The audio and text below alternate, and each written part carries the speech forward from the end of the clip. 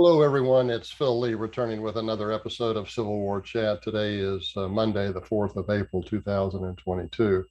Our topic today is going to be why value tradition. But before we get into that, I want to invite you to join me in our efforts to prevent cultural genocide in the South. And to do that, I'm not going to ask you for money, but I do ask that you buy my books, read them, and learn the facts that can help defend our Confederate heritage and our Southern heritage from those who would wish to essentially erase it.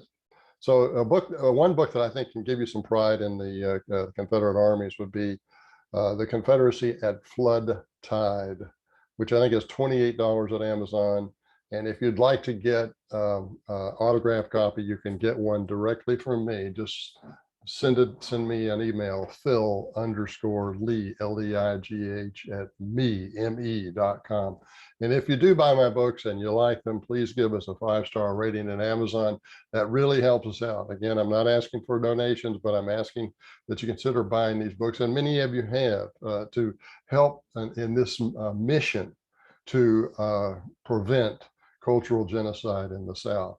So along with that line of thinking, again, let us consider, why should we value traditions? And common sense tells us to value tradition because it is the cumulative wisdom of the dead, of the prior generations. By keeping our traditions, we don't have to reinvent the wheel. Our ancestors have already passed along that wisdom, the wisdom of that invention. They gave it freely to us, partly in the form of traditions. If we keep those traditions, we stand on the shoulders of those who came before us. In truth, we stand on towers that they made for us. And since they put us there, we have no justification for arrogantly condemning them as morally inferior. We should instead be grateful that we stand so high now. Like them, we inherited our environment, and that we may be faulted for by future generations, just as many of us fault them for what we consider the sins of their generations. Right now, for example, this present generation may be condemned by future generations, and maybe not very long in the future, for blindly following autocratic public health leaders who locked down our economies for 2 years.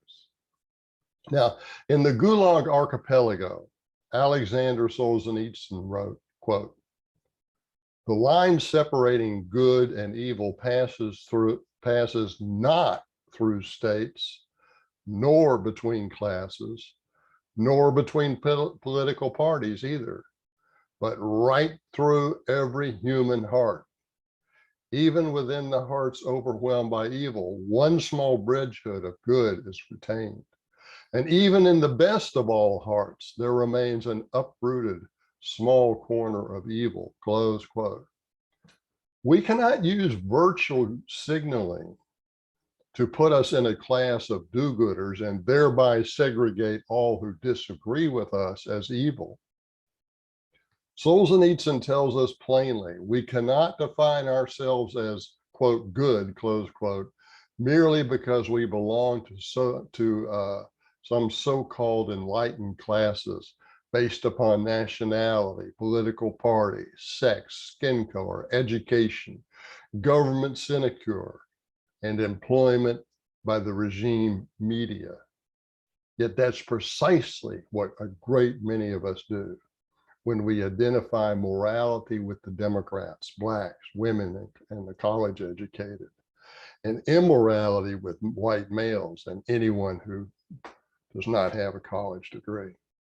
There's nothing moral about a black female's demand for student loan forgiveness, while white males that went into difficult but well-paying jobs such as roofing because they realize college tuition today is often a bad investment outside of the STEM fields. Those people are not evil.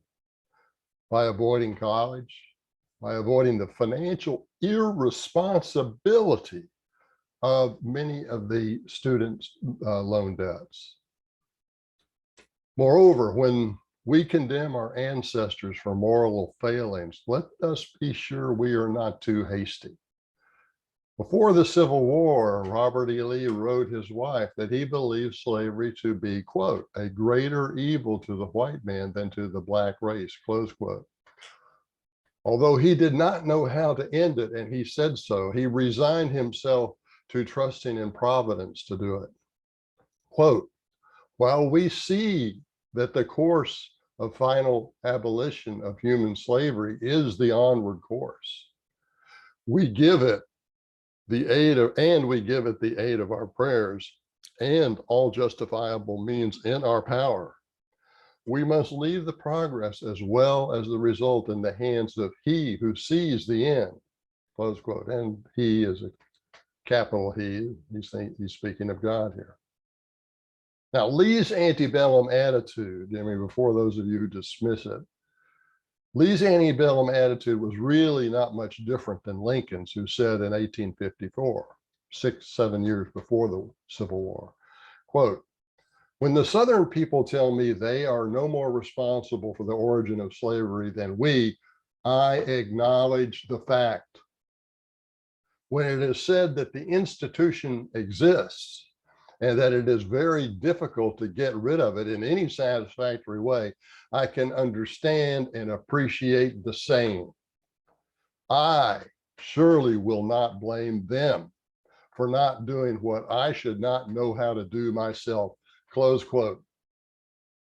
Finally, it should be noted that 10 of the 11 former Confederate states ended slavery by the end of 1865, only 9 months after Appomattox, actually less than 9 months, 8 months. The 11th, Texas, was delayed but 2 months until February 1869, despite the geographic challenges of authorizing a new state government for so large and sparsely populated a state. All but Mississippi ended slavery by ratifying the 13th Amendment, whereas Mississippi outlawed it in her own state constitution. Lastly, it should be noted that the applicable legislatures that did end slavery in the South were composed of white men entirely, who had lived through that war in the South. They were not composed of carpetbaggers later imposed on those Southern states by a Congress intent upon establishing vassal Republican regimes in order to guarantee their own party's power in Washington. To be sure, many of the Southern legislatures had initially opposed secession. So what the whites did after the war is they elected new legislators, but they elected men who more often opposed secession during the war. They didn't want to put the warmongers back in there, and they didn't. But many of the ones that they did put in there did fight for the Confederacy. There were lots of men, including Jubal Early, who opposed secession in Virginia, but he fought with the Confederate armies. He fought under Lee. And not only that, he led an army to attack Washington. Nonetheless, all of the legislators in those Southern states were Southern white men, and all promptly voted to end slavery. It was a vindictive Republican-controlled Congress that would not let their government stand, and instead insisted upon carpetbag vassal regimes that gave us corrupted Reconstruction and 100 years of Southern poverty.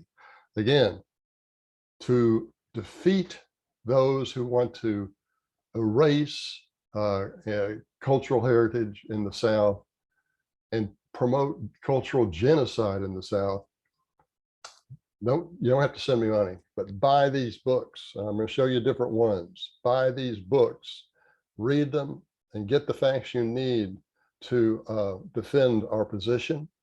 And if you enjoy these books, if you like them, please give them 5-star ratings at Amazon.